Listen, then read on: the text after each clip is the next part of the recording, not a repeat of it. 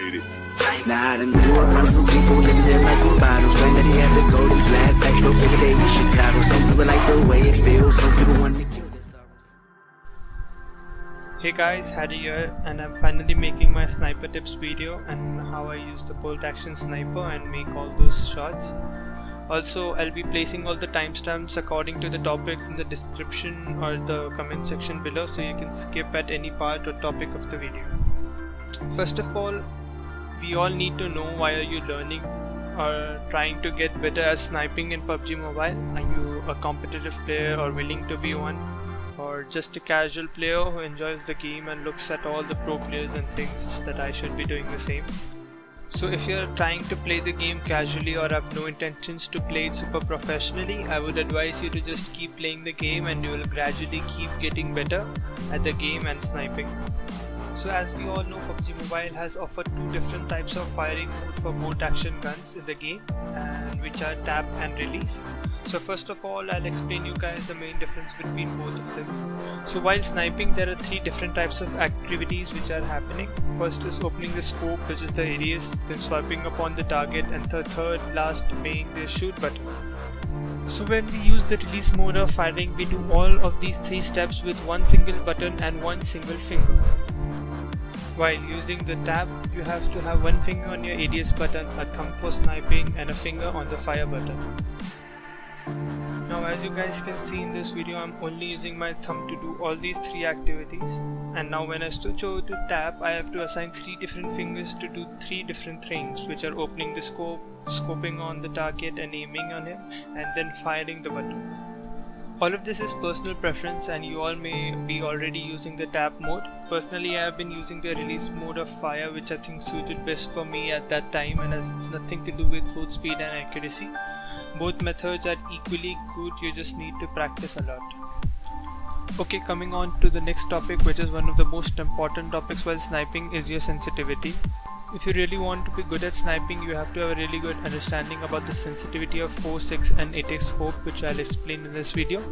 And also matching all your scope sensitivities would also speed up all the process. So matching the scope sensitivity means when your scope goes from one point to another, you should have the same displacement of your finger on your screen for all your scopes.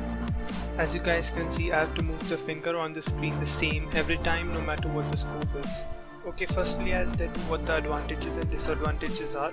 So as we all know, in PUBG it's really hard to find the desired scope you want. So if you're good with the 8x scope and not as the same with the 4x, it's really hard to be good and consistent in tournaments. Hence you gotta practice and be the same as good with all your scopes. So having the same sensitivity would give you a confidence boost as you are already prepared and increase your muscle memory really fast. The only disadvantage being that your AR has to go through the same settings, so either you have to increase your radiance sensitivity to compensate for it or just get used to the new settings. Also, a really important thing, having the same sensitivity doesn't mean matching all your scope sensitivity to a single digit, such as all of them become 3, 4 or 5 whatever, which is wrong. Setting the same sensitivity means having the same displacement of your finger on your screen for shooting from point A to B as in the video. You don't need to copy my sensitivity as it is really low for an average player and you would not be able to play with it at all. Instead, you can find your sensitivity by doing these easy steps. Okay, so pick all the scopes you need to practice, get in front of an aiming board and try to flick your finger onto the target. In case you're trying and over flicking, which is going ahead of the target, your sensitivity is high and you need to lower it. Or if you are not able to reach the target even after flicking, you have a lower sensitivity and need to increase it. So this is how it should look like once you're done setting up your sensitivity. Coming on to the topics of flicks and how do the pros make these shots possible. Firstly, we need to understand that there are two different things. First is accuracy and the other is speed. Anyone can have speed, but hitting your shots is the most important thing. And if you're starting now and want to learn how to flick, you should probably stop flicking itself.